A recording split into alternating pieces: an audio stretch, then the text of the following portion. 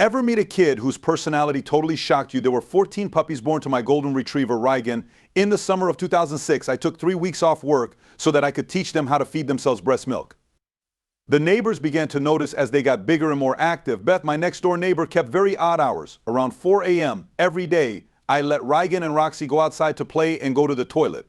Every so often, Beth would walk over to the edge of the yard next door and check on the pups. I would answer nicely and ask about her son, Mitch. Following the 20-minute chat, we would go about our day. Beth told me that her son wanted to get one of the puppies when they were about 6 weeks old. I stopped her right then and told her that Mitch should talk to me directly if he wanted a puppy. Mitch came up to me the next morning and asked if he could talk for a minute. I asked him to join me on my porch. I hoped that it would help him feel less anxious. He asked me how much the puppies were worth. I told him it was $650 each. His eyes were darting back and forth as he mumbled a few numbers under his breath, which let me know that he was thinking about something. He told Leon, I want to get a puppy and name her Ginger. He told me he didn't have any money saved up, but that he would get a job, pay her back, and be her best friend forever. It was clear that I was worried. This 13-year-old boy who didn't have any money and didn't really care about being responsible thought it would be fun to raise a dog. I worked hard to make sure each dog went to a good home. I wasn't going to sell one to a child who wouldn't take care of it. I quickly came up with a plan in my head. Mitch was given 4 weeks to save $400. He had to trade it to me for any 10-week-old dog he wanted. He could choose the dog today, but he wouldn't be able to get her until he had $400. After that, he had to keep making weekly payments of $100 until the loan was paid off. I got Ginger back if he missed the payment by even 1 day. He sealed the deal by shaking my hand. While I was at work that day, Mitch got a job. He began bringing newspapers to people 7 days a week. He cut grass and did everything else he could to get and keep money. It was about 3 weeks later that he gave me $650.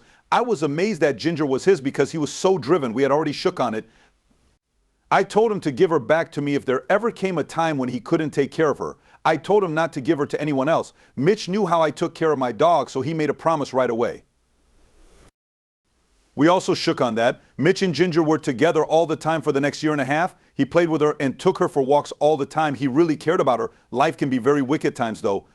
In 2008, the day after the new year, Mitch and Ginger weren't seen together at all. The next day, I also didn't see him. That day, January 5th, 2008, my doorbell got rang. Mitch did not do anything. When I replied, I knew right away that something wasn't right.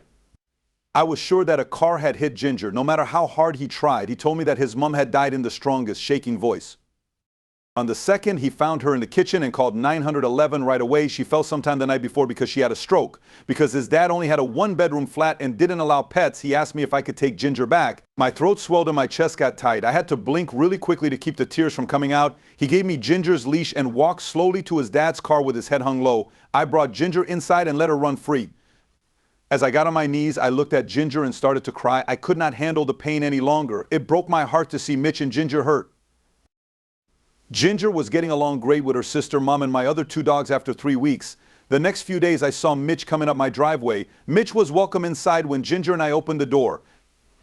Mitch told me he had talked to his dad about going back to Akron. They found a flat close to where I lived. Mitch asked if he could pick up Ginger after school on Fridays and drop her off again on Sunday nights. Well, I was sure I'd be right there if he needed help because their flat was only a few blocks away. I agreed to the plan, which made me think of a shared custody deal between parents who are no longer living together. My only real worry was that Mitch would grow tired of wanting to be with Ginger. That time, Mitch was about 16 years old, with school, driving, work, and a woman. I was afraid he'd miss the pickup times and slowly disappear from Ginger's life. The big day was Friday. I got Ginger excited about being picked up at 4:30 p.m. The passenger door swung open when Mitch's dad pulled up to the end of my driveway. Ginger ran down the path quickly and jumped up to greet Mitch. Every week, Mitch had Ginger for 3 days straight. They would sometimes play hockey on the rink and walk through Akron Park together. Mitch never left her alone on the weekends for more than 7 years. To Ginger, Mitch was the best thing that ever took place. At the same time, I knew it would be hard to talk to Mitch about having to put Ginger down. Ginger was old and couldn't have any more surgery on her hips. Even though it was sad, Mitch and I both knew it was time. Ginger had a wonderful life and was loved all the days of it. After many years, I was having a cup of tea at the neighborhood coffee shop today while working on a painting proposal. He was there when I looked up. Mitch sat down with me and told me that he was almost done with college. A lot of the time we laughed and talked about Ginger. I couldn't believe how grown up he looked.